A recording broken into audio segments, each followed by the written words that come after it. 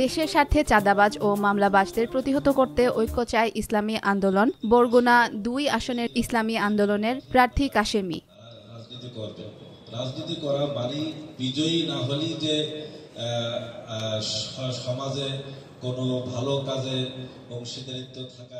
মাহমুদুর রহমান রনি, বরগুনা প্রতিনিধি। দেশ ও জনগণের কল্যাণে প্রয়োজন হলে আমরা হিন্দুদের সঙ্গেও জোট গড়তে প্রস্তুত, এমন মন্তব্য করেছেন ইসলামী আন্দোলন বাংলাদেশের বরগুনা আসনের প্রার্থী মৌলানা মিজানুর রহমান কাশেমী। পাথরঘাটা প্রেস ক্লাবে স্থানীয় সাংবাদিকদের সঙ্গে এক মতবিনিময় সভায় তিনি একথা বলেন।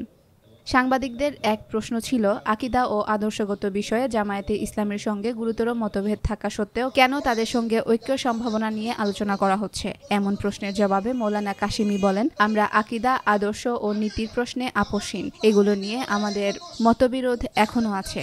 ইসলামী আন্দোলন আকীদা ও আদর্শে কোনো ছাড় দেয় না, তবে দেশের বৃহত্তর স্বার্থে রাজনৈতিক সংকট নিরসনে, চাঁদাবাজি দখল নির্মূলে একটি সুষ্ঠু ও গ্রহণযোগ্য নির্বাচনী পরিবেশ নিশ্চিত করতে জামায়াতের সাথে জোটবদ্ধ হওয়ার কথা চলছে। তিনি আরও বলেন, আমরা শুধু ইসলামপন্থী দলগুলোর সঙ্গে নয়, প্রয়োজনে হিন্দুদের সঙ্গেও জোট গড়তে প্রস্তুত, যদি তা দেশ ও জনগণের কল্যাণে ভূমিকা রাখে। ইসলামী আন্দোলন সাম্প্রদায়িক নয়, আমরা শান্তিপূর্ণ সহাবস্থানে বিশ্বাসী। এছাড়াও তিনি বিএনপিকে এই জোটে আহ্বান জানান।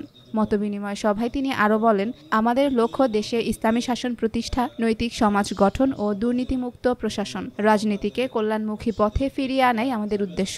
মতবিনিময় সভায় উপস্থিত ছিলেন বরগুনা জেলার ইসলামী আন্দোলন প্রচার সম্পাদক HM আহমদুল্লাহ, পাথরঘাটা উপজেলা ইসলামী আন্দোলনের প্রধান উপদেষ্টা আব্দুল হোসেন ফরাজি, আবুল কালাম আজাদ, রফিকুল ইসলাম প্রমুখ। অনুষ্ঠানে পাথরঘাটা প্রেস ক্লাবের বিভিন্ন প্রিন্ট ও ইলেকট্রনিক মিডিয়া সাংবাদিকরা উপস্থিত ছিলেন। সুন্দর পাথরঘাটা, মাদকমুক্ত পাথরঘাটা।